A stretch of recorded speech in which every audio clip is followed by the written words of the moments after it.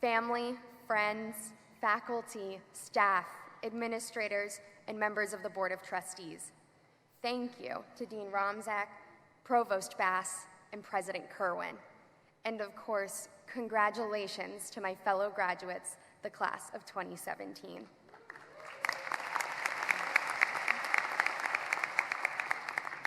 The news can be a tough pill to swallow.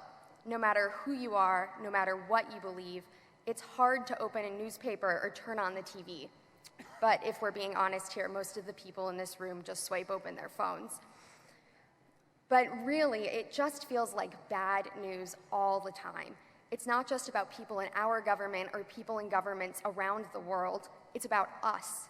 Sometimes it feels like you can't go a day without reading about how awful the people in our generation are. Just listen to some of these headlines. Why do millennials hate groceries? Why are millennials so obsessed with food? Why aren't millennials buying houses? Millennials' political views don't make any sense. Just this week I read one that said, millennials are struggling with face-to-face communication. None of this is very flattering. But there is good news. There are headlines that should give us all hope. Millennials resemble the greatest generation. Diversity defines the millennial generation. Millennials are actually more generous than anyone realizes. Millennials are the fix-it generation. Millennials rule at giving back. Those things should make us all proud. It is easy to criticize our grocery shopping, but as we come of age, as we make our mark on the world, it will be a lot harder to look down upon the generation that is more diverse, more generous, and more motivated to make change than any generation before us. We, young people, we are the agents of our own destiny. We will live in the world that we create for ourselves. But that world won't be created through big names and splashy headlines and superheroes. The world will change thanks to the quiet determination of dignified persistence. The world will change when we work hard, not when we take credit. The world will change when we push forward with humility instead of hubris. History doesn't tell us of the names of every person at Stonewall. We don't hear the names of every person who marched in Selma on Bloody Sunday. Books aren't written of all the women who wore white as suffragists. Humility doesn't make headlines, but it changes communities, and it proves the naysayers wrong.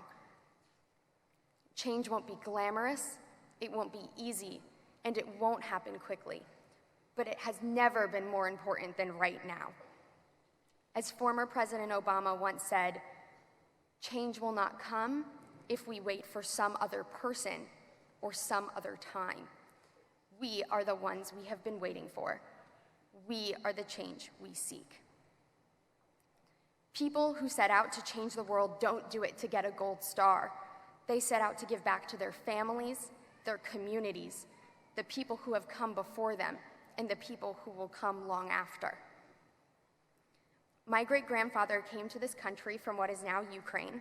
He sought a better life free from persecution for his Jewish faith. He married a Jewish woman and they started a tavern together in Baltimore. Customers in Baltimore want one thing and one thing only: crab cakes. My great-grandfather made crab cakes for his customers and they told him they were the best crab cakes in all of Baltimore. But he never tasted one. He couldn't. He was Jewish and he kept kosher. So he spent a life serving the best crab cakes in Baltimore and never got to enjoy one for himself. Here at AU, in the School of Public Affairs, and in our nation's capital, that's what we learn to do.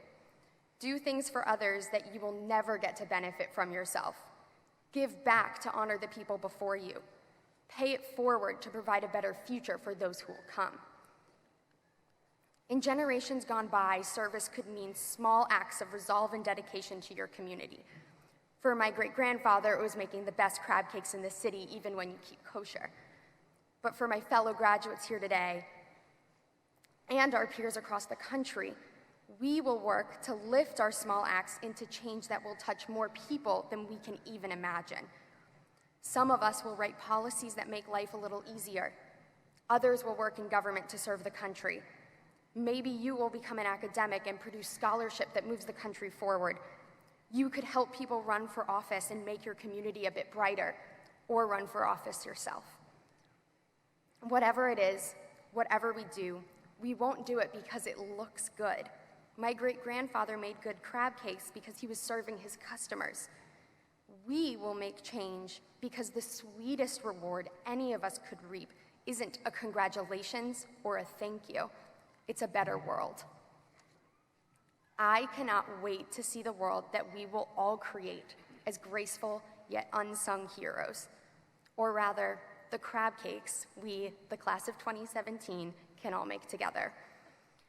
My dad's father used to say to him, there are 3 types of people in this world: people who make things happen, people who watch things happen, and people who wonder what happened.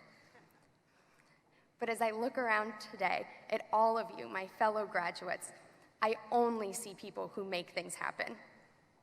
So get out there, class of 2017. Speak for those who can't speak for themselves. Chase your dreams and turn around to help others achieve theirs. Fight with courage, not for celebrity. Let's go make things happen.